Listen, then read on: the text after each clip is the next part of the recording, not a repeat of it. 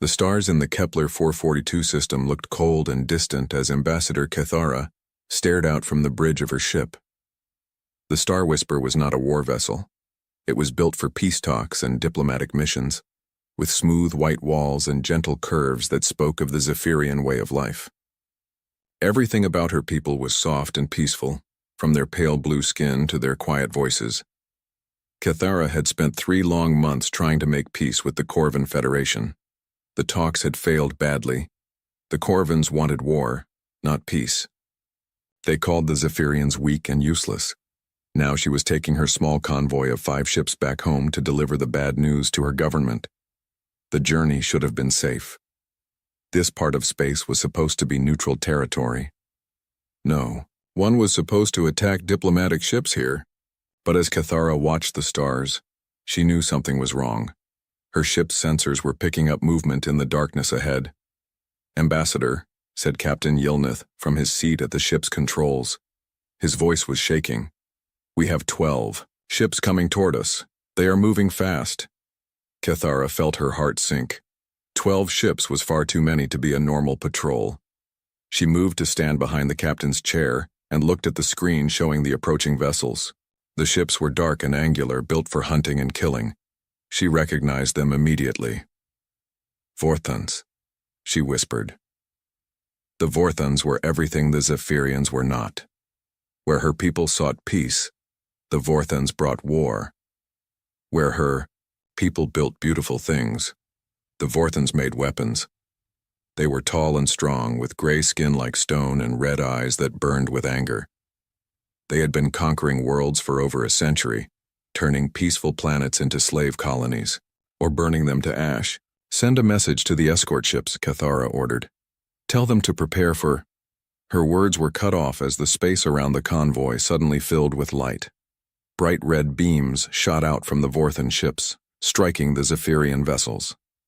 The energy weapons hit their shields with tremendous force. The Star Whisper shook like a leaf in a storm. "Shields are failing," Captain Yilnith called out. "We cannot take much more of this."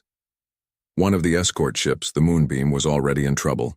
Smoke was pouring from its engines, and it was drifting helplessly through space.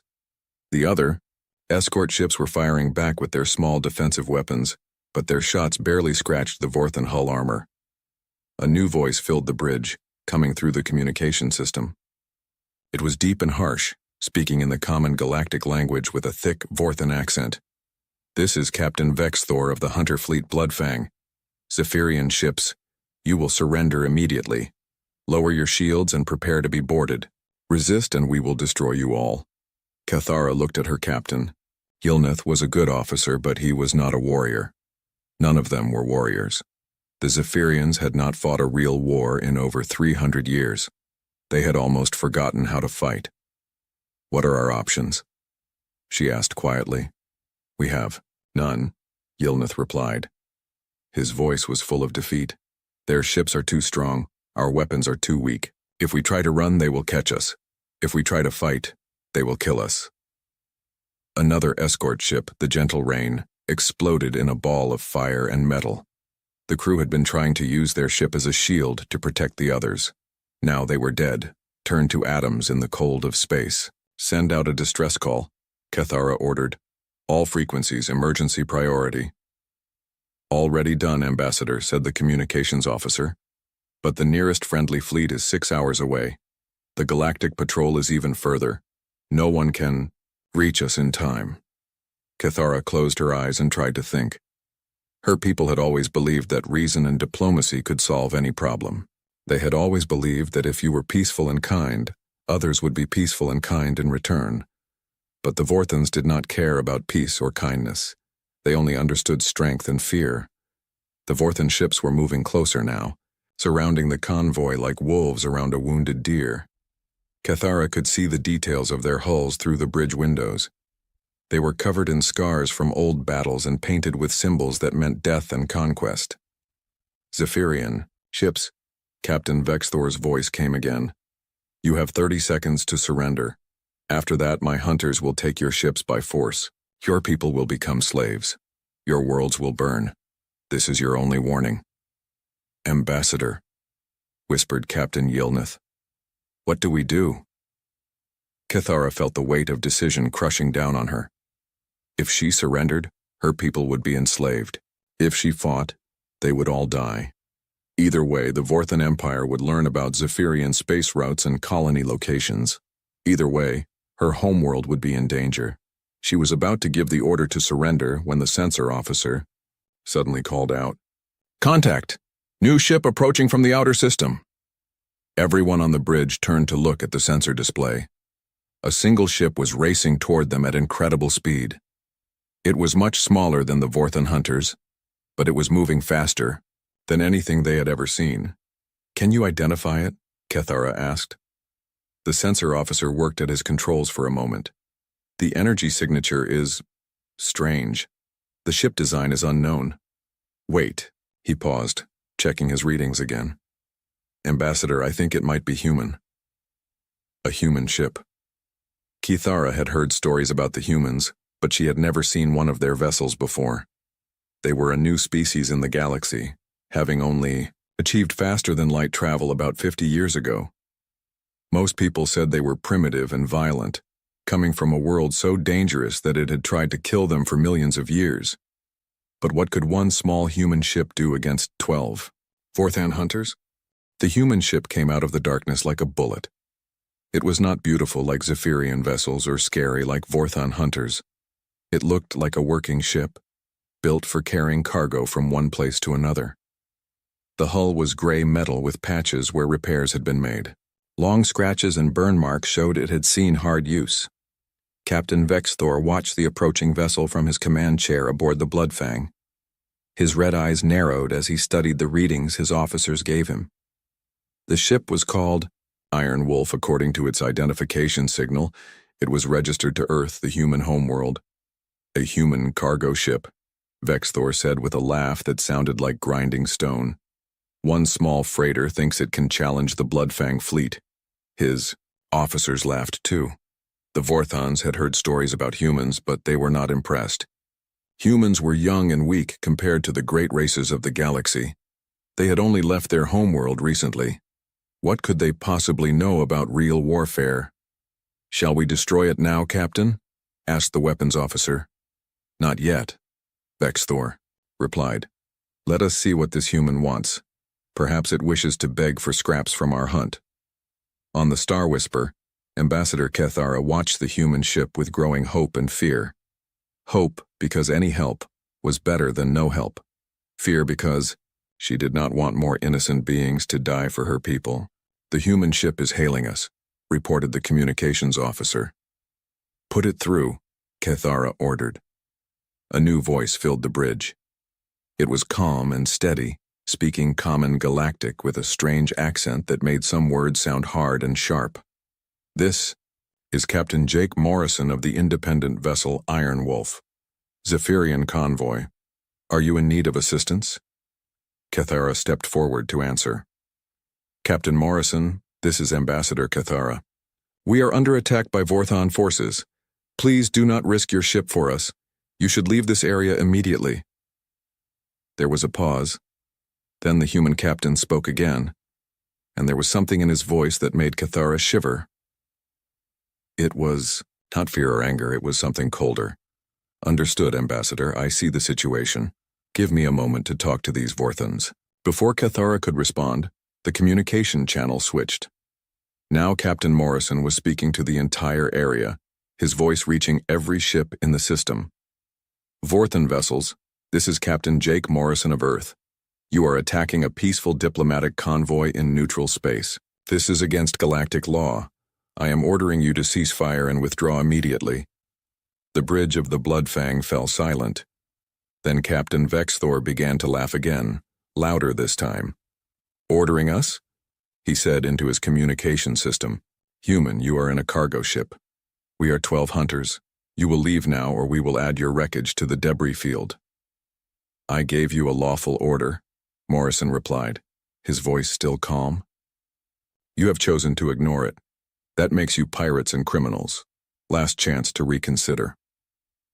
Vexthor's laughter stopped. No one had ever spoken to him like this. Lesser races begged or ran when they saw his fleet. They did not give him orders. "You dare threaten me?" Vexthor snarled.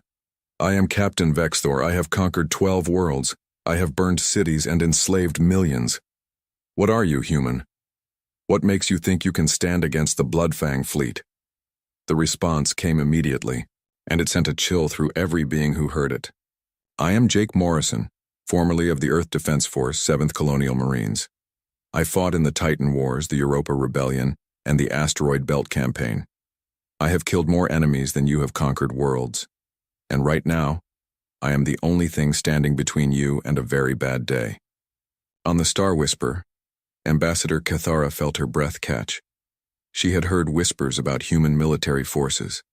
Stories said they came from a world so dangerous that everything on it tried to kill everything else. A world where the native creatures had to fight every day just to survive. But she had thought these were just stories. Captain Vexthor was no longer laughing. He had conquered many worlds, but he had never heard anyone speak with such quiet confidence. The human sounded like he was discussing the weather, not facing 12 warships. "You are one ship," Vexthor said, trying to regain his composure. "We are many. Simple mathematics, human." "You know what your problem is?" Morrison replied. "You think this is about numbers. It is not. This is about will. This is about who wants to win more. And trust me, Vorthan, you do not want this as much as I do." The Iron Wolf was closer now, and the Zephyrians could see it clearly through their windows. It did not look like much. Just a battered cargo ship with some extra equipment bolted to its hull. But something about the way it moved through space reminded Cathara of a hunting cat she had seen once in a nature documentary. Calm and patient, but ready to explode into violence. "This is your final warning," Morrison continued. "Release the Zephyrian ships and withdraw from this system. Do this now, and you can go home to tell your friends about the day you met a human, and live to talk about it." Vexthor's patience finally broke. "Destroy the human ship," he roared to his fleet. "Show this primitive what happens when someone challenges the Bloodfang." 2 of the Vorthan hunters turned toward the Iron Wolf, their weapons charging with deadly light. Energy cannons that could punch through a battleship's armor swiveled to target the small cargo vessel. But something strange happened. The Iron Wolf did not try to run. It did not try to hide. Instead, it began to change. Panels along the ship's hull slid open, revealing weapons that definitely did not belong on a cargo freighter. The ship's engine signature suddenly spiked, showing power levels that should have been impossible for a vessel that size. "What is that?" whispered Captain Yilneth.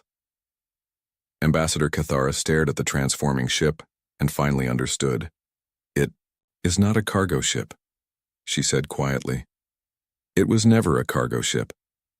Captain Morrison's voice came over the communication channel one last time, and now it carried the promise of violence. "You had your chance, Vorthan. Now you get to learn why smart species do not pick fights with humans." The Iron Wolf shed its disguise completely, revealing itself as a warship built for one purpose: killing other ships efficiently and without mercy. And somewhere in the back of her mind, Ambassador Cathara remembered an old saying from human culture that someone had once translated for her: "Never corner something meaner than you are." The first Vorthan hunter ship fired its main cannon at the Iron Wolf. The energy beam was bright enough to blind anyone looking directly at it. It was the kind of weapon that could crack a moon in half. The beam shot across space toward the human ship. But the Iron Wolf was not there anymore. Captain Jake Morrison had thrown his ship into a spinning dive the moment he saw the Vorthan weapon charging. The energy beam passed through empty space, where his ship had been a second before. The Iron Wolf twisted and rolled like a living thing, moving in ways that should have torn it apart. "Impossible," Captain Vexthor snarled from his command chair. "No cargo ship can move like that." He was right. No cargo ship could move like that. But the Iron Wolf was not a cargo ship anymore. The fake hull panels had fallen away, showing the real ship underneath. It was lean and deadly, built for speed and killing. Every line of its design spoke of one purpose: war. Morrison's voice came over the communication channel, still calm despite the battle that had just begun. You gentlemen seem to have trouble hitting a moving target. Let me show you how it is. Done. The Iron Wolf spun around and fired back. But these were not the slow energy beams the Vorthans used. These were railguns, shooting metal slugs at incredible speed. The projectiles moved so fast they were invisible, striking the Vorthan ship before anyone could react. The hunter ship's shields flared and died. The metal slugs punched through the hull like paper, tearing into the ship's vital systems. Explosions bloomed along the vessel's length as power conduits overloaded and weapon systems failed. On the Star Whisper, Ambassador Cathara watched in amazement. "How is he doing this?" she whispered. Captain Yilnath was studying his sensor readings with wide eyes. "The human ship is using kinetic weapons, solid projectiles instead of energy beams. Our databases say this is a very old form of warfare." "Old, but effective," Cathara replied, watching the damaged Vorthan ship drift helplessly through space. The other Vorthan hunters were spreading out now, trying to surround the Iron Wolf. But Morrison was not playing their game. Instead of staying in one place like a normal ship would, he was using the debris from the battle to his advantage. The wreckage of the destroyed Zephyrian escort ship Moonbeam was floating nearby in a cloud of twisted metal. Morrison dove straight into this debris field, disappearing among the wreckage like a shark hiding in coral. "Where did he go?" demanded Vexthor. "Find him." The Vorthan sensors were having trouble tracking the human ship among all the metal debris. Their targeting systems kept locking onto pieces of wreckage instead of the real target. This was exactly what Morrison had planned. The Iron Wolf appeared suddenly from behind a large piece of debris already firing. Another Vorthan hunter took a full salvo of railgun shots to its engine section. The ship's reactor went critical, creating a ball of nuclear fire that lit up the entire system. 2 Vorthan ships destroyed in less than 5 minutes. The remaining hunters were beginning to understand that they were not fighting a normal enemy. "Captain," Vexthor was screaming orders at his remaining ships. "Concentrate fire. Box him in. Use the gravity mines." The Vorthans launched special weapons called gravity mines. These created small areas of twisted space that would crush any ship that came too close. They spread the mines around the battle zone, trying to limit where the Iron Wolf could go. But Morrison had fought against gravity mines before. He knew how they worked and how to avoid them. More importantly, he knew how to use them. The Iron Wolf came racing out of the debris field, heading straight for one of the gravity mines. The Vorthans thought he had made a mistake. They thought he was going to be crushed by his own reckless flying. At the last second, Morrison fired a spread of missiles at the mine.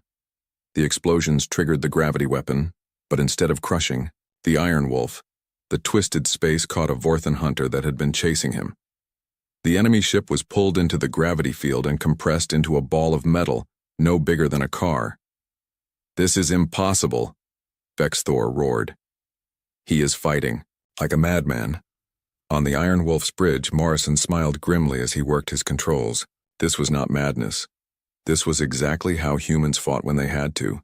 They used everything around them as a weapon. They turned their enemies' strength against them. They did not follow the rules of civilized warfare because sometimes being civilized meant dying. Another Vorthan ship tried to ram the Iron Wolf, hoping to destroy both vessels in the collision. Morrison waited until the last possible moment, then fired his engines at full power. The Iron Wolf shot forward just as the Vorthan ship passed through the space where he had been. But Morrison had left a present behind. A single missile, launched at point-blank range, struck the Vorthan ship's hull. The explosion broke the vessel's back, sending both halves spinning away into space. 4 Vorthan ships destroyed. 8 remaining, but the Iron Wolf was not undamaged. Energy beams had scorched its hull. One of its railguns was offline. The ship's shields were failing. Morrison opened a communication channel to the Zephyrian convoy. "Ambassador Cathara, I need you to do something for me." "Anything, Captain Morrison," she replied immediately. "I need you to trust me, and I need your people to be ready to fight." Ambassador Cathara felt her heart sink. "Captain, my people are not warriors. We do not know how to fight." "You are about to learn," Morrison said grimly, "because the only way we all get out of this alive is if we work together. And I am going to teach you something the Vorthans do not understand. What is that? Desperate people are the most dangerous people in the galaxy. And right now, we are all very desperate. The Iron Wolf spun around and fired everything it had at the nearest Vorthan ship. Railguns, missiles, and energy weapons lit up space with deadly light. The Vorthan hunter exploded in a cascade of fire. 5 down, 7 to go, but Morrison was not done yet. He had one more trick to show the Vorthans, something that would teach them why humans were feared by those who knew them. He was going to show them what happened when you cornered something that had evolved to fight for its life every single day. All Vorthan ships, Morrison broadcast on all frequencies. You want to know what makes humans special? We do not know how to quit. We do not know how to surrender. And we definitely do not know how to lose. The Iron Wolf dove toward the center of the Vorthan formation, all weapons firing, ready to take as many enemies with it as possible. The real battle was just beginning. The Iron Wolf raced through the middle of the Vorthan formation with every weapon firing. Energy beams and railgun shots filled the space around it. Morrison was not trying to escape anymore. He was hunting. Another Vorthan ship tried to get behind him, but Morrison had anticipated this.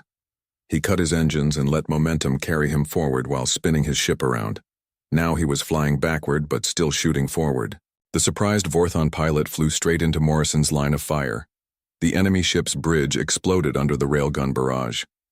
Without anyone to pilot it, the vessel drifted helplessly through space, its crew dead or dying.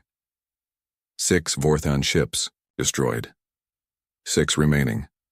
Captain Vexthor was beginning to understand that he had made a terrible mistake. This human was not just lucky or reckless.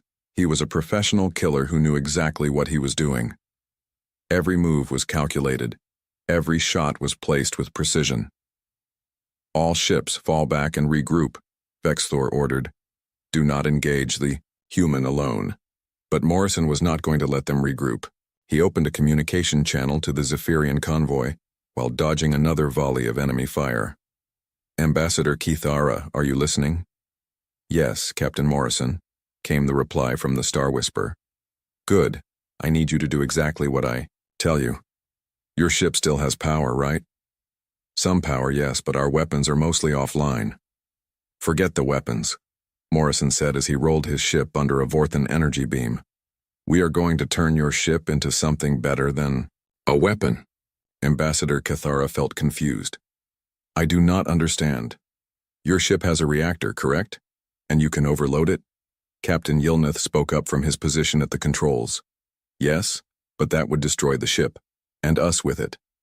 Not if you do it right, Morrison replied. Listen carefully. I am going to guide you through something called a controlled reactor breach. You are going to turn your ship into a bomb. The Zephyrian bridge fell silent. Ambassador Kithara felt her heart racing. Captain Morrison, we are not warriors. We cannot do this. Yes, you can, Morrison said firmly, because you are not doing this as warriors. You are doing this as people who want to go home, people who want to see their families again, people who refuse to let bullies win. While he spoke, Morrison was still fighting. The Iron Wolf twisted between 2 Vorthan ships, firing at both of them simultaneously. One ship lost its main gun, the other lost its engine. Here is what you do, Morrison continued, his voice calm despite the chaos around him. Yilnith, reroute all power to your main reactor. When I give the signal, shut down the containment field for exactly 3 seconds, then bring it back online. That will create a massive energy pulse, Yilnith said, understanding beginning to dawn on him. Exactly. Aim that pulse at the nearest Vorthan ship. The energy wave will fry their electronics and leave them helpless. Ambassador Kithara looked around her bridge at her crew. They were all looking back at her, waiting for her decision. These were not soldiers. They were diplomats and scientists and engineers. But they were also people who had families to protect. Do it, she ordered. Meanwhile, Morrison was putting on a display of flying that defied belief. He was using the gravity of nearby asteroids to slingshot his ship in impossible directions. He was using the exhaust from his own engines to blind enemy sensors. He was even using pieces of destroyed ships as shields. The Vorthons had never seen anything like it. They were trained to fight other civilized species who followed predictable patterns of warfare. But humans did not follow patterns. They adapted constantly, using anything and everything as a weapon. "Now, Ambassador," Morrison called out. On the Star Whisper, Captain Yilnith shut down the reactor containment field. Energy poured out of the ship in a brilliant wave of light. The pulse struck a nearby Vorthon hunter, overloading every electronic system on board. The enemy ship went dark, drifting helplessly through space. "It worked," Cathara gasped. "Good job," Morrison replied. "Now do it again. Target the ship on your left." As the Zephyrians prepared for another energy pulse, Morrison was dealing with his own problems. The remaining Vorthon ships were trying to box him in, using coordinated attacks to limit his movement. But Morrison had one more surprise for them. He began broadcasting on all Vorthon frequencies, filling their communication channels with noise. But it was not random noise. It was human music. Specifically, it was the war songs that human soldiers had sung for thousands of years. The effect on the Vorthons was immediate and terrifying. The music was wild and primal, full of drums and shouting voices. It spoke of battles fought in dark, places of warriors who would rather die than surrender. It was the sound of a species that had clawed its way to the top of the food chain on a world that tried to kill everything. Captain Vexthor tried to shut off his communication system, but Morrison had jammed the controls.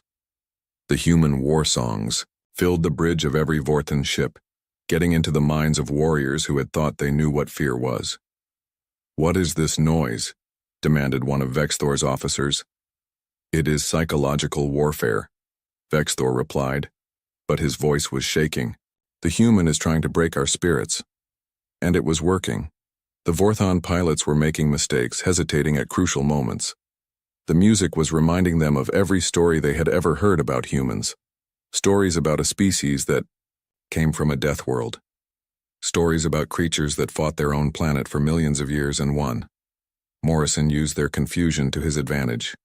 The Iron Wolf struck like lightning, destroying another crippled Vorthon ship with a perfectly placed missile strike.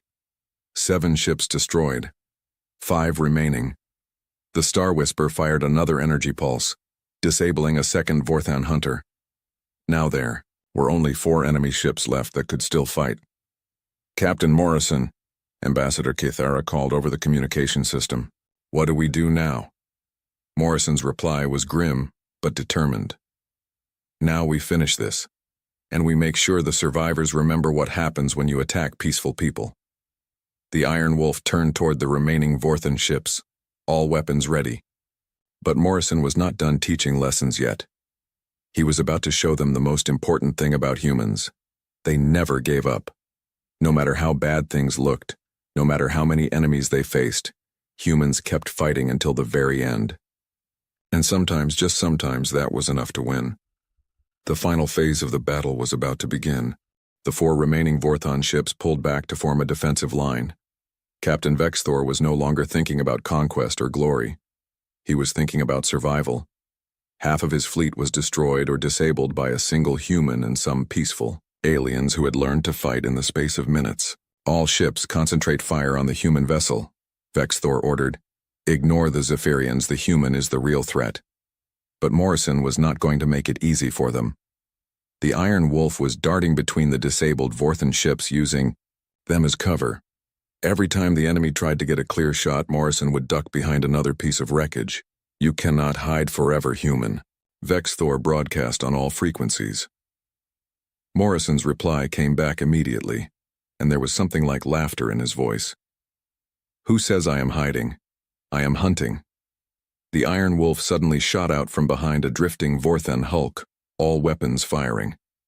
But instead of targeting the ships, Morrison was aiming at something else. His railguns struck the reactor of one of the disabled Vorthon vessels. The explosion was enormous. The chain reaction tore through the ship's hull and spread to 2 other nearby wrecks. In seconds, the space between the Iron Wolf and the remaining Vorthon ships was filled with expanding balls of nuclear fire. When the light faded, Morrison was gone again. But now the Vorthons were blind, their sensors overloaded by the radiation from the explosions. "Where is he?" Vexthor demanded. The answer came in the form of missiles striking his ship from below. Morrison had used the explosion as cover to get underneath the Vorthan formation. Now he was attacking from an angle they had not expected.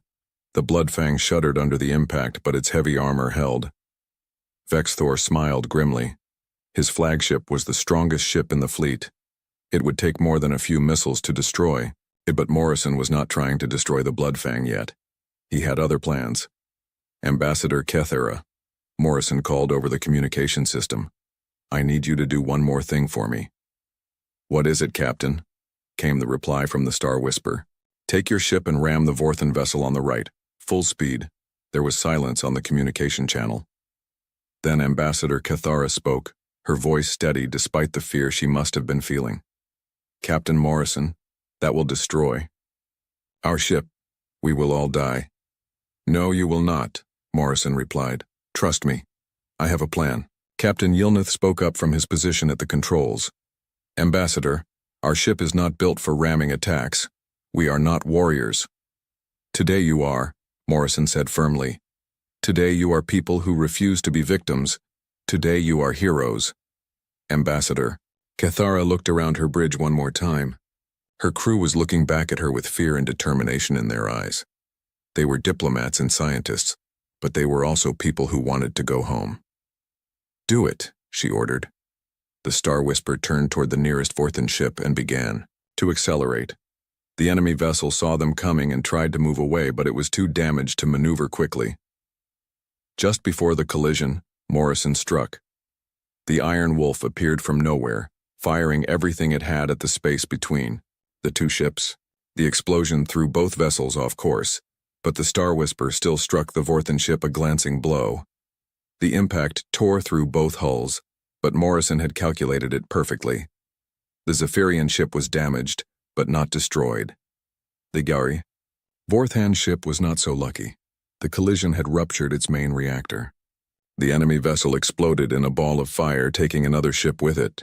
2 more Vorthan ships destroyed. Only 2 left. But Captain Vexthor was not finished yet. Seeing his fleet destroyed around him had driven him into a rage. The Bloodfang turned toward the damaged Star Whisper, preparing to ram the Zephyrian ship and destroy it completely. If I am going to die, Vexthor snarled, I will take some of you with me. The massive Vorthan flagship accelerated toward the helpless Zephyrian vessel. Ambassador Kethera watched death approaching through her bridge windows and felt strangely calm. She had done her duty. She had fought back against the bullies. But Morrison was not going to let her die.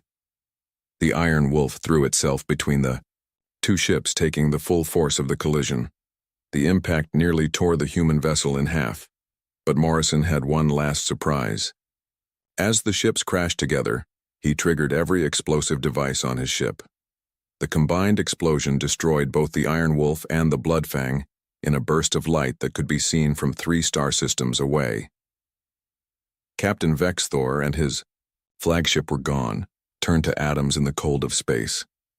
Ambassador Kethera stared at the expanding cloud of debris where the brave human had sacrificed himself to save her people. Tears ran down her face as she realized that Jake Morrison was dead. But then her communication officer called out in excitement. Ambassador, I am receiving a signal. From where? She asked. From an escape pod.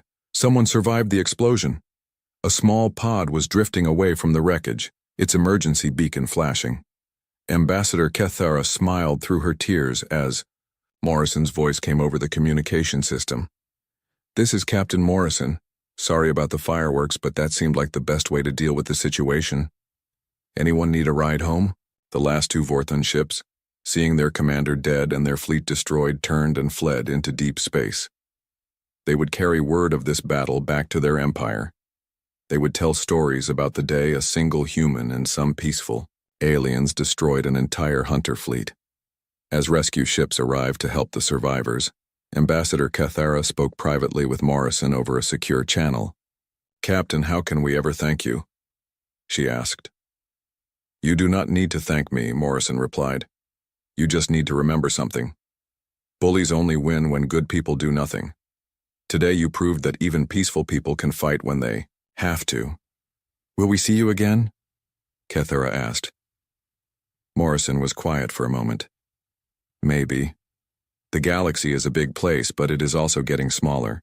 Humans are spreading out, exploring new worlds, meeting new people. Some of us are traders, some are explorers, and some of us are people like me. What kind of person are you, Captain Morrison? I am the kind of person who shows up when someone calls for help. I am the kind of person who believes that bullies should not be allowed to win. And I am the kind of person who will always answer a distress call no matter how dangerous it might be. Morrison paused, then continued. Tell your people something for me, Ambassador. Tell them that humans do not abandon their friends. Tell them that if they ever need help again, all they have to do is call. We will come. As the rescue fleet escorted the survivors to safety, word of the battle began to spread throughout the galaxy. The story grew with each telling, but the basic facts remained the same.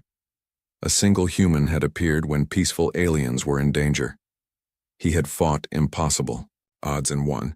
He had taught the victims to fight back against their oppressors. And somewhere in the darkness between the stars, other humans were listening to the story and nodding in approval. The galaxy was about to learn what Earth had known for millions of years. Never pick a fight with something that evolved to survive on a death world. And never, ever threaten someone a human has decided to protect. The message had been sent. The response was coming. Captain Lisa Howard sat at the command center of Earth Defense Station Alpha, her eyes fixed on the display screen. The room was quiet except for the soft beeping of monitoring equipment. It was her 5th year as captain, and most days were routine. Tracking satellites, coordinating with Mars Colony, running drills. But today was different. Captain, we're picking up an unusual signal, said Officer Paul Baker, his voice breaking. The silence. It's coming from beyond Neptune's orbit. Lisa stood up and walked to his station. Show me. The pattern on the screen pulsed rhythmically. Not random, definitely not natural. How long has it been broadcasting, she asked. First detected 18 minutes ago, it's getting stronger. Lisa touched her communication badge. Get me Admiral Morrison and Dr. Freeman, now. Within an hour, Earth Defense Fleet Headquarters was buzzing with activity. Admiral Kate Morrison, a tall woman with gray-streaked hair and eyes that missed nothing, stood at the head of the conference table. The signal is definitely artificial, said Dr. Alan Freeman, chief scientist of the Earth Defense Initiative. He was in his 50s with kind eyes behind wire-rimmed glasses. And it's not using any known human communication protocol. Are you saying what I think you're saying, Doctor? Asked Admiral Morrison. Dr. Freeman nodded. Yes, we are not alone. And whoever they are, they're coming our way. Lisa studied the trajectory map. Based on their speed and direction, they'll reach Earth orbit in 7 days. Admiral Morrison turned to Commander John Clark, Earth's top diplomat. John, we need first contact protocols ready immediately. Commander Clark nodded. He was younger than the others, only 40, but had proven himself brilliant at negotiation during the Mars colony disputes. I'll prepare multiple approaches. And if they're not friendly? Lisa asked, voicing what everyone was thinking. Admiral Morrison's face hardened. Then we activate Protocol Sentinel. The room went quiet. Protocol Sentinel was classified at the highest level. Only those in this room knew of its existence. A defense system developed after Earth scientists discovered evidence of previous alien visitations in ancient ruins. For the next 3 days, Earth's defense forces went on high, alert while trying to maintain public calm. Then, the incoming vessels became visible through the deep space telescopes. My God, whispered Lisa as the images appeared on screen. They're massive. 7 ships, each larger than anything humans had built, moved in perfect formation. Their design was unlike anything in Earth's records, angular with strange protrusions that glowed purple against the blackness of space. Dr. Freeman analyzed the data coming in. They're using some kind of propulsion system I've never seen before, and their energy readings are off the charts. Can we communicate with them? Admiral Morrison asked. We've been broadcasting welcome messages in all formats, Commander Clark replied. Nothing back yet? Then, on the fourth day, the response came. "Incoming transmission," Officer Baker announced. It's in English." The main screen flickered, and an alien face appeared. It was humanoid, but clearly not human. Skin a pale blue with ridges where eyebrows would be, and eyes that were entirely black. "People of Earth," the alien spoke, its mouth moving strangely around the words. "I am High Commander Krell of the Nigma Empire. We have studied your transmissions and learned your primary languages. We come seeking resources." Commander Clark stepped forward. "Hi, Commander Krell. I am Commander John Clark of Earth. We welcome peaceful contact with your civilization and would be happy to discuss trade." The alien interrupted with what sounded like a laugh. "Trade? You misunderstand. The Nigma Empire does not trade. We take what we need from lesser civilizations." Admiral Morrison joined Clark. "With respect, High Commander, Earth is not a lesser civilization. We suggest you reconsider your approach." Krell's expression didn't change. "Your species has barely left its own solar system. Your technology is primitive. Your defenses are insufficient. We will begin harvesting operations in your oceans and mining facilities within 3 of your Earth days." The transmission ended abruptly. The room erupted in urgent conversation until Admiral Morrison slammed her hand on the table. "Enough. We knew this day might come. Now we prepare." She turned to Lisa. "Captain Howard, ready the fleet. All ships, on combat footing." To Dr. Freeman. "Doctor, is the Sunburst operational?" Dr. Freeman hesitated. "Theoretically, yes. But we've never tested it at full capacity. The electromagnetic pulse it generates could have unpredictable effects." "Then predict them," Admiral Morrison said firmly. "We need options." As everyone rushed to their stations, Commander Clark stayed behind. "Kate, we need to try diplomacy, one more time. If their technology is as advanced as it seems, a war could devastate Earth." Admiral Morrison nodded. "I agree. But we negotiate from strength, not weakness." She turned to Lisa. "Captain Howard, prepare the EDS Defender for a diplomatic mission. Commander Clark will represent Earth, but I want the Nigma to see we're not defenseless." The next 48 hours were a blur of activity. Earth's leaders were briefed, military forces worldwide placed on alert, and key civilian population centers prepared for possible evacuation. Dr. Freeman worked tirelessly in his lab, studying the Nigma ships from afar. Late that night, he called Lisa to his lab. "I found something," he said, excitement in his voice. "Look at these energy readings from the Nigma ships." Lisa studied the data. "They spike every 14 minutes. "Exactly. It's their shield harmonics. They're vulnerable at those moments, specifically to a very precise electromagnetic frequency." He showed her his calculations. "If we can hit them with the sunburst during that window." Lisa immediately contacted Admiral Morrison. By dawn, they had a plan. The EDS Defender, Earth's newest and most advanced warship, would approach the Nigma fleet in a show of diplomatic engagement. Commander Clark would attempt negotiation while Captain Howard and her crew gathered more data on the Nigma vulnerabilities. As Lisa prepared to board her ship, Admiral Morrison took her aside. "Lisa, if diplomacy fails, you're authorized to test Freeman's theory. A targeted sunburst pulse on their smallest vessel. Nothing lethal, just enough to show them we can hurt them." Lisa nodded, understanding the weight of her mission. "And if they attack first?" Admiral Morrison's eyes were steel. "Then you show them why Earth was worth avoiding." As the EDS Defender launched toward the waiting Nigma fleet, Lisa felt calm despite the tension. Earth had faced challenges before: climate disaster, resource wars, the Mars Rebellion. Each time humanity had adapted and grown stronger. The Nigma Empire thought Earth was primitive and defenseless. They were about to learn how wrong they were. The EDS Defender moved through the darkness of space toward the waiting Nigma fleet. Captain Lisa Howard stood on the bridge, her face illuminated by the blue glow of the control panels. The massive alien ships loomed ahead, their strange purple lights pulsing in the distance. "We're entering communication range," Officer Paul Baker announced. "Nigma vessels are tracking us but not moving to intercept." Lisa nodded. Open a channel. Commander John Clark stepped forward. His diplomatic uniform was crisp, his expression calm despite the tension everyone felt. This is Commander John Clark of Earth. We approach in peace to discuss the future relationship between our civilizations. The main screen flickered, and High Commander Krell's blue face appeared. Those black eyes showed no emotion as he regarded the humans. Your approach is noted. You may dock with our command vessel for discussions. Bring no more than 3 representatives. The transmission cut off abruptly. I don't like this, Lisa said quietly to John. It feels like a trap. John adjusted his collar. Probably is, but we need to buy time for Dr. Freeman to finish his work on the sunburst. Lisa turned to her security chief, Lieutenant Sam Wilson. Prepare a team.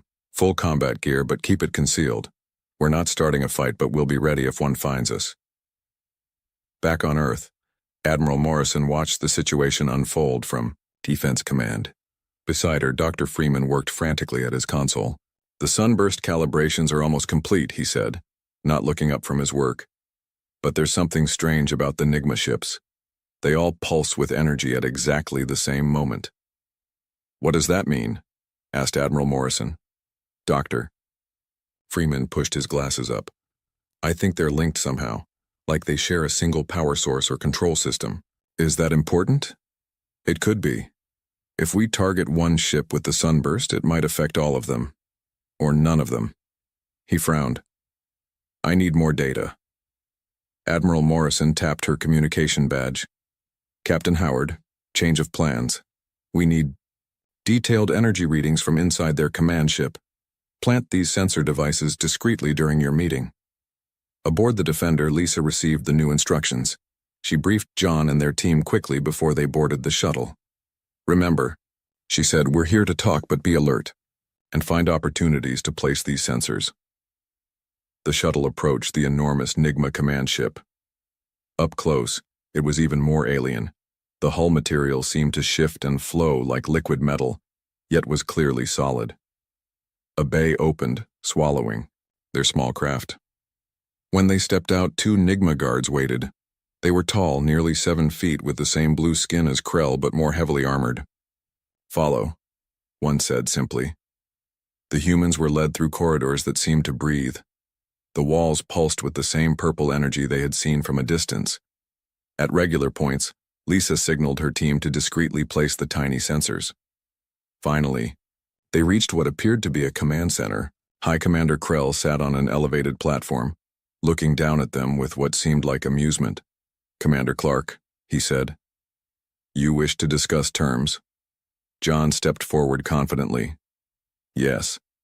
Earth is willing to establish peaceful relations with the Enigma Empire. We can discuss limited resource sharing that would benefit both our peoples. Krell made the sound they now recognized as laughter. You misunderstand your position. We don't seek permission. The resources of your planet are exactly what we need to refuel our fleet. What resources, specifically? Lisa asked, trying to gain information. Your oceans contain abundant hydrogen. Your mines hold rare metals we require. Your population will provide labor. Krell leaned forward. This process has worked on 17 other worlds. Resistance only increases suffering. John tried again. High Commander, Earth is not defenseless. We have technology that... We have studied your capabilities. Krell interrupted. Your weapons are primitive. Your defense is inadequate. To demonstrate, he touched a control panel. A screen showed a small Earth outpost on Titan, one of Saturn's moons. Watch, he said. A beam of purple energy shot from one of the Enigma ships. The outpost exploded in flames. That was just a small outpost with 28 of your people, Krell said. Tomorrow we begin harvesting operations on your moon. The each day after Earth itself. Lisa felt cold fury rise inside her but kept her face neutral. What Krell didn't know was that Earth intelligence had predicted this move. The outpost had been evacuated hours ago, a fact they had kept secret. We understand. Your message, John said carefully. We request 12 hours to inform our leaders and prepare our people. Krell waved a dismissive hand. Granted, it makes no difference. As they were escorted back to their shuttle, Lisa activated her hidden communicator. "Admiral, did you get all that?" Every word, came Admiral Morrison's voice. "And the sensors are working perfectly. Return immediately. It's time for Plan B." Back on the Defender, Lisa gathered her crew. Set course for Earth, maximum speed. Once they were safely away from the Nigma fleet, she opened a channel to Earth, Defense Command. The main screen showed Admiral Morrison with Dr. Freeman beside her. "The outpost was empty just as we predicted," Lisa reported. "But they're not bluffing about their intentions." Dr. Freeman stepped forward. "Captain, the sensor data you collected is invaluable. The Nigma ships are indeed connected through some kind of quantum entanglement, and I've confirmed their vulnerability to our electromagnetic pulse technology." Admiral Morrison's expression was grim. "Then we proceed with the warning demonstration. Captain Howard, once you're back in Earth orbit, prepare the Sunburst for deployment against their smallest vessel." "What about diplomatic options?" asked Commander Clark. "We're past that point," Admiral Morrison replied. "But we're not starting a war yet. This is a demonstration, a warning they can't ignore." 6 hours later, the EDS Defender rejoined Earth's defense fleet in high orbit. Dr. Freeman transmitted the final calibrations for the Sunburst device. "Remember," he said over the comm, "target only their scout ship. The pulse needs to be precisely timed to hit during their shield's harmonic cycle." Lisa nodded to her weapons officer. "Program the targeting sequence. We'll give them one last chance." She opened a channel to the Nigma fleet. High Commander Krell appeared on screen, looking annoyed at the interruption. "The Nigma Empire has 24 hours to withdraw from our solar system," Lisa stated firmly. "Earth will not surrender its resources. We possess technology capable of neutralizing your fleet. This is not a threat, but a warning." Krell's black eyes narrowed. "Your arrogance is noted, human. Perhaps we should move up our timetable." "Perhaps you should heed our warning," Lisa replied. "We would prefer peace, but we are prepared for the alternative." She cut the transmission and turned to her crew. "They won't listen. Prepare to demonstrate exactly how primitive Earth technology can be." The bridge of the EDS Defender was silent as Captain Lisa Howard watched the countdown timer. In 20 minutes, they would demonstrate Earth's power to the Nigma fleet. She hoped it would be enough to make them leave without further conflict. "Any response to our warning?" she asked Officer Baker. "Nothing official," he replied. "But 3 of their smaller ships have moved to protective positions around their command vessel." Lisa nodded. "They're preparing for an attack, but don't believe we can hurt them." The ship's communication system chimed. "Captain, Admiral Morrison is calling." The main screen showed the Admiral's face. She looked tired but determined. "Captain Howard, is the Sunburst ready?" "Yes, Admiral. Target locked on their smallest scout ship. Dr. Freeman's calculations show their shield harmonics will be at their weakest point in 18 minutes. "Good." The Admiral paused. "Lisa, there's something you should know. Our long-range sensors have detected more Nigma ships at the edge of our solar system. If we can't convince this fleet to leave, we could be facing an even larger force." Lisa felt her stomach tighten. All the more reason to make this demonstration count. On Earth, Dr. Freeman was making final adjustments to the Sunburst targeting system. His assistant, young scientist Olivia Garcia, watched nervously. "Will this really work?" she asked. "The Nigma ships are so advanced." Dr. Freeman looked up from his calculations. "Sometimes the most advanced technology has the simplest weaknesses. Their ships are powerful, yes, but they rely on energy harmonics that make them vulnerable to precisely targeted electromagnetic pulses." He pointed to a diagram on his screen. "See these energy patterns? All their ships pulse at exactly the same frequency. It's efficient, but creates a shared vulnerability. Like how a strong wind can topple a perfectly balanced stack of cards," Olivia said. Dr. Freeman smiled. "Exactly. Now let's hope our wind is strong enough." Back on the Defender, Lisa received the final targeting data from Earth. She turned to her weapons officer. "Lock in these coordinates. Remember, we want to disable, not destroy." "Understood, Captain." targeting their scout vessel only. Lisa opened a channel to the Nigma fleet. "Hi, Commander Krill. This is your final warning. Our demonstration will occur in 10 minutes. We have targeted your smallest vessel with non-lethal force. After you witness our capability, we ask that you reconsider your position." The screen remained dark for several seconds before Krell's face appeared. "Your persistence is becoming irritating, human. Perhaps when we begin harvesting operations on your planet, we will start with your military installations." Lisa kept her voice calm. "Then observe carefully, Commander." As the countdown reached 2 minutes, Lisa ordered her crew to battle stations. "All hands, secure for electromagnetic pulse deployment. Communications might be disrupted temporarily. Eddie?" Exactly the designated time, Lisa gave the order. Fire sunburst. There was no visible beam, no explosion, nothing to see with the naked eye. For a moment, Lisa feared it hadn't worked. Then Officer Baker called out, "Direct hit! Their scout ships' systems are powering down. Life support appears functional, but propulsion, weapons, and communications are offline."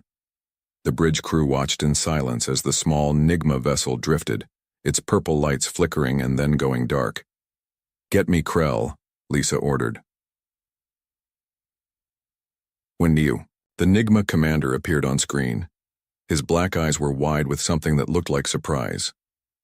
"As you can see," Lisa said, "we possess technology that can neutralize your ships without harming your crew.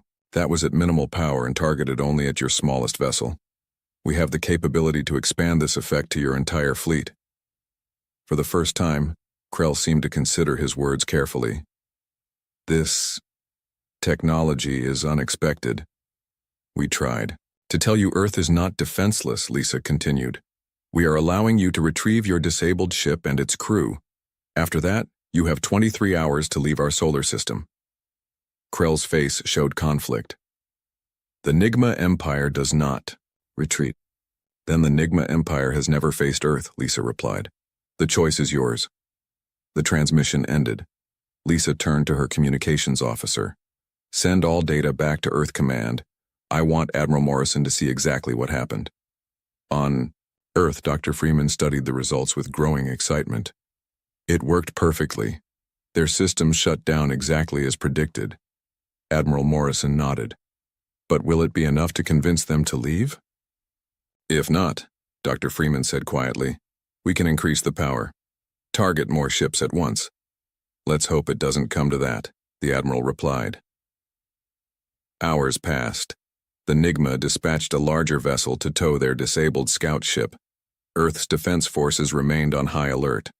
Commander John Clark prepared multiple diplomatic messages, ready to open negotiations if the Nigma showed any sign of reconsidering. But as the deadline approached, Nigma activity increased. Their ships began moving into attack formation. "They're not backing down," Lisa told Admiral Morrison. "If anything, they seem more determined." The Admiral's face was grim. "Krell's pride won't let him retreat.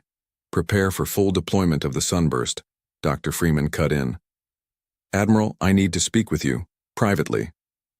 When the others had left the room, Dr. Freeman showed the Admiral his latest findings. "The quantum link between Nigma ships is more complex than we thought. If we deploy the sunburst at full power against multiple ships, the feedback could cascade through their entire fleet." "Isn't that what we want?" the Admiral asked. "Yes, but..." Dr. Freeman hesitated. "The data suggests their home planet might be connected to the same network. Their entire civilization could be linked to these ships." Admiral Morrison understood immediately. "You're saying we could affect their home world? How badly?" "I don't know. The pulse would travel through subspace, growing stronger as it goes. Their planet could lose power, communications, defenses, or worse." The Admiral finished for him. Dr. Freeman nodded grimly. "We need to warn them of this possibility." Admiral Morrison sat heavily in her chair. "Open a channel to the Defender. Captain Howard needs this information immediately." On the Defender, Lisa listened to Dr. Freeman's explanation with growing concern. "Can we adjust the sunburst to prevent this cascade effect?" "Not without significantly reducing its effectiveness," Dr. Freeman replied. "It's all or nothing. Lisa looked at Commander Clark. We have to try one more time to convince them. She opened a channel to High Commander Krell. This time he answered immediately, his expression cold. Your deadline approaches, human. The Nigma Empire will not be intimidated by your tricks. This isn't about intimidation, Lisa said urgently. We've discovered that using our technology against your fleet could have unintended consequences for your homeworld. Your quantum network, Krell cut her off. More deception. Our homeworld is beyond your reach, protected by technology you cannot comprehend. Please, Lisa tried again. We don't want to destroy you. We just want you to leave our system. Enough, Krell shouted. The Nigma do not retreat. We do not negotiate. Prepare to be conquered. The transmission ended. Lisa looked at her bridge. Crew, determination in her eyes. Alert Earth Command. The Nigma fleet is preparing to attack. We have no choice now but to defend ourselves. The Nigma attack began without warning. Purple energy beams shot from their largest vessels, targeting Earth's orbital defense platforms. 2 platforms exploded instantly, sending debris spinning through space. Captain Lisa Howard gripped her command chair as the EDS Defender shook from a near miss. All ships evasive maneuvers. Return fire only on my command. Earth's defense fleet scattered using the tactics they had practiced for years. Small, fast ships darted between the massive Nigma vessels, too quick to target effectively. Admiral, Kate Morrison watched from Earth Command, her face tense. Status report. 2 platforms destroyed. The moon base reports minor damage. No casualties yet, reported her aide. Dr. Alan Freeman worked frantically at his console. The Nigma are using less than half their weapons capability. They're still not taking us seriously. That's their mistake, Admiral Morrison said. She opened a channel to all Earth forces. This is Admiral Morrison.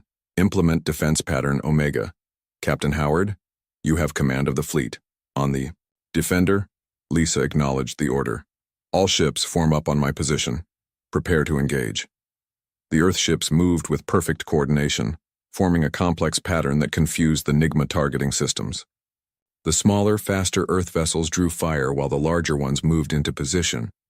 High Commander Krell watched from his command ship, growing increasingly frustrated. Why can't you hit them? They're primitive vessels. His weapons officer looked nervous. Their movement patterns are unpredictable, and our sensors are having trouble locking on. Impossible! Krell slammed his fist down. Move us closer. Use all weapons. The Nigma command ship surged forward, its massive weapons charging. The purple glow around it intensified. On the Defender, Officer Baker shouted, Captain, their command. Ship is powering up all weapon systems. Energy readings are off the chart. Lisa saw her opportunity. Now, all ships target the command ship's propulsion systems. 20 Earth vessels fired simultaneously. The barrage wasn't enough to penetrate the Nigma shields, but it forced them to divert power from weapons to defense. Lisa opened a channel to Earth. Admiral, they've committed their flagship. Dr. Freeman, are the sunburst modifications ready? Dr. Freeman looked up from his work, his face grave. Yes, but Captain, I need to be clear about this. If we deploy the sunburst at full power against their command ship, the Quantum Cascade will almost certainly reach their home world. What exactly will happen? Lisa asked. Best case? Their planet loses power temporarily. Worst case?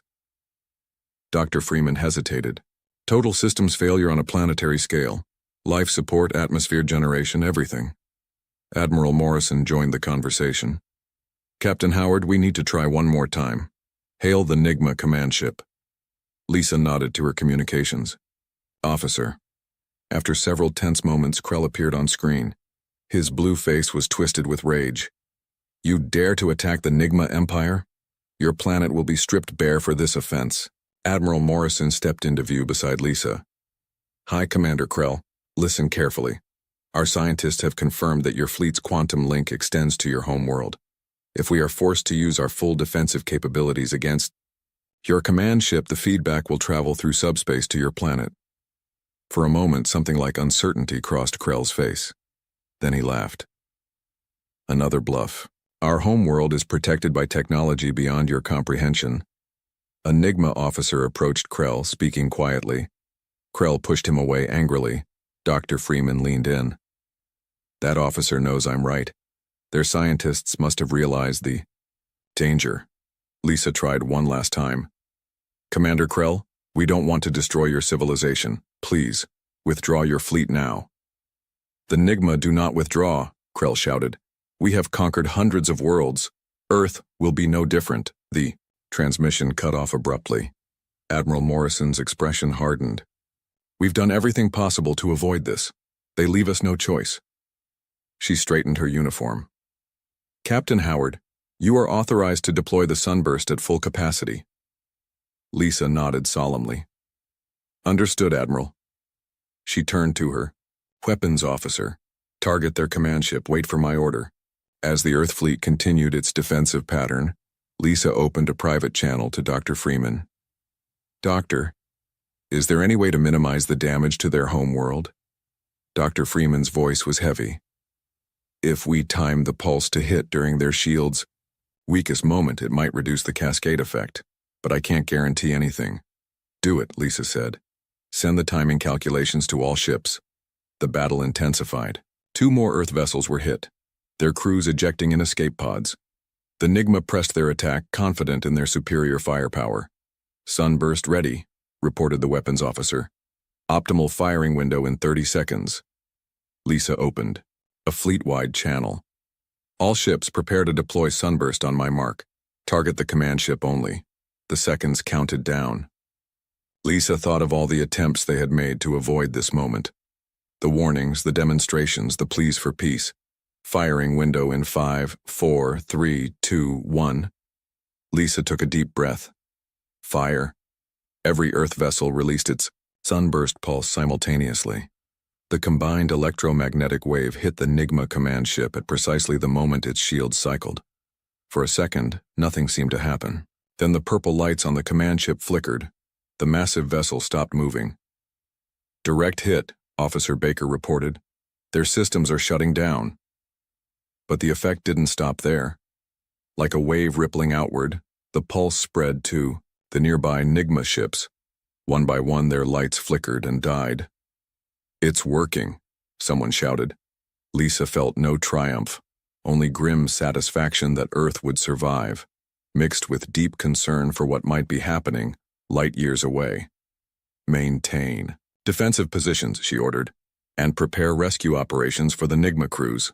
On Earth, Dr. Freeman watched his instruments with growing alarm.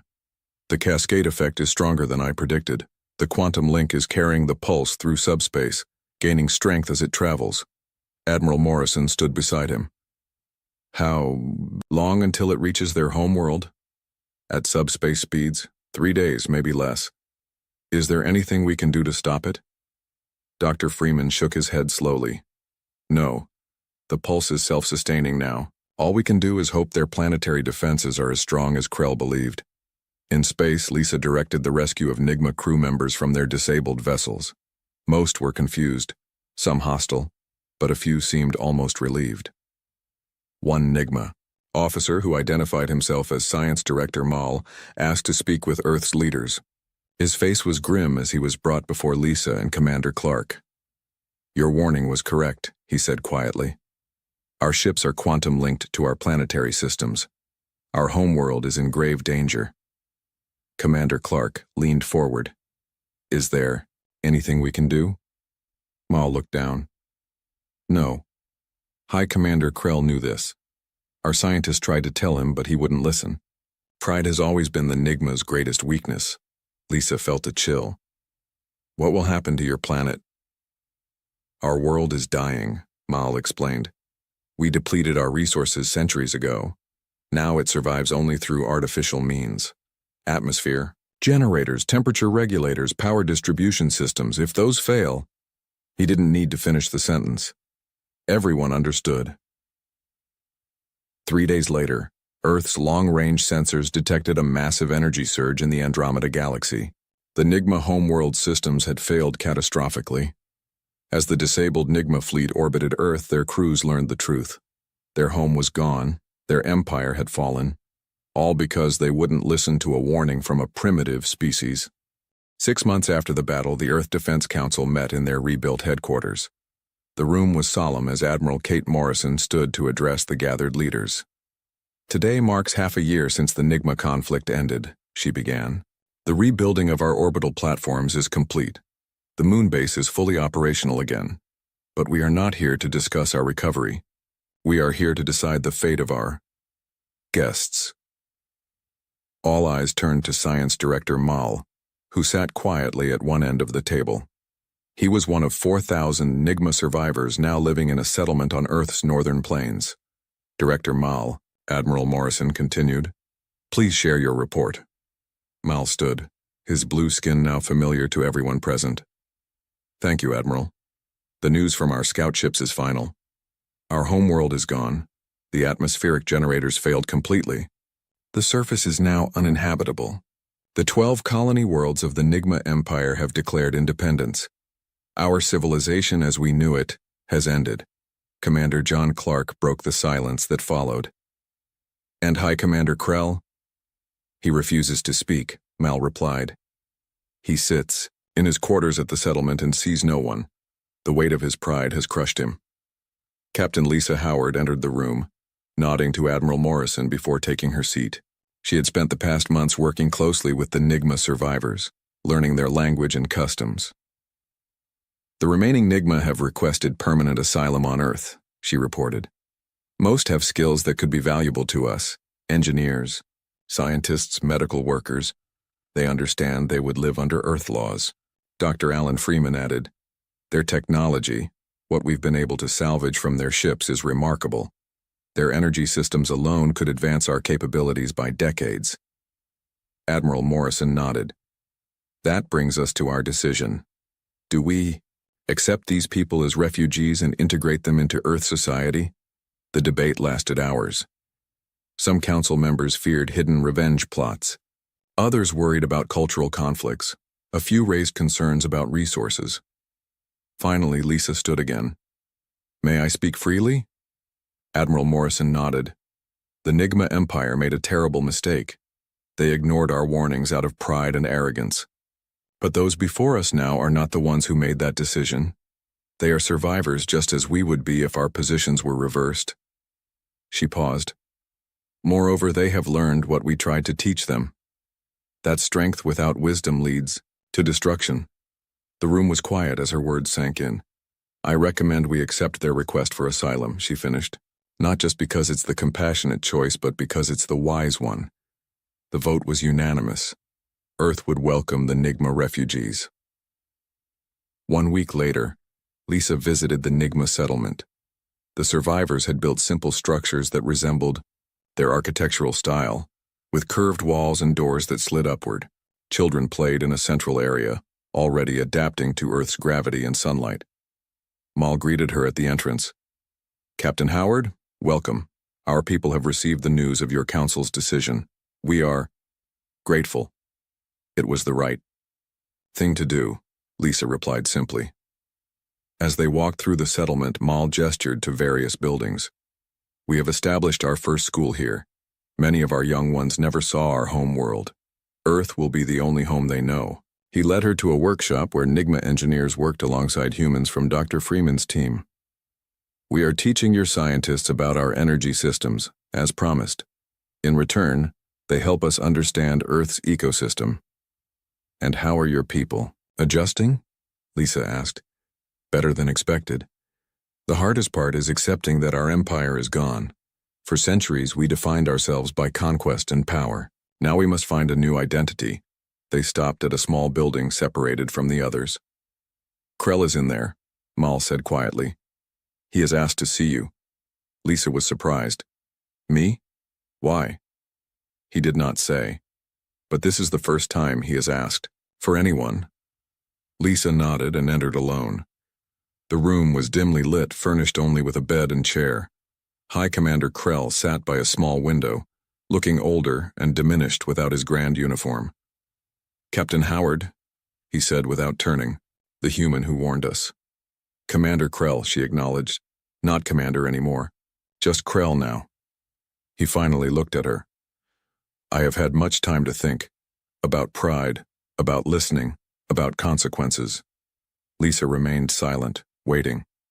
You tried to warn us. 3 times. My scientists tried to warn me. I refused to listen.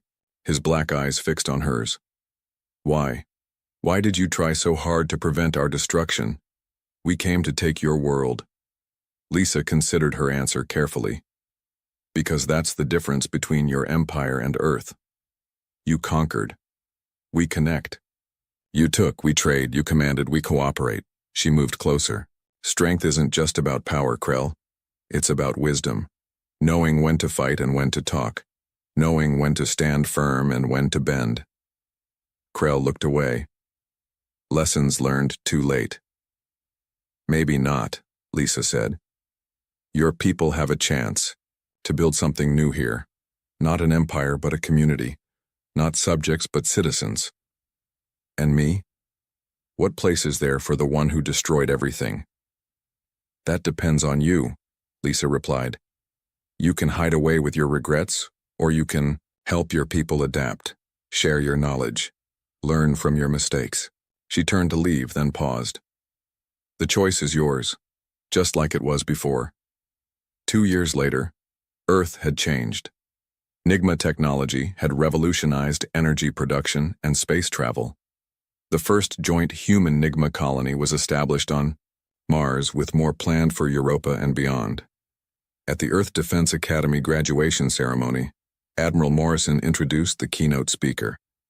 Students, it is my honor to present Professor Krell, Chair of Interspecies Relations.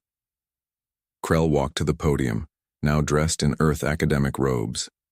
The audience of young cadets watched with interest as the former conqueror addressed them.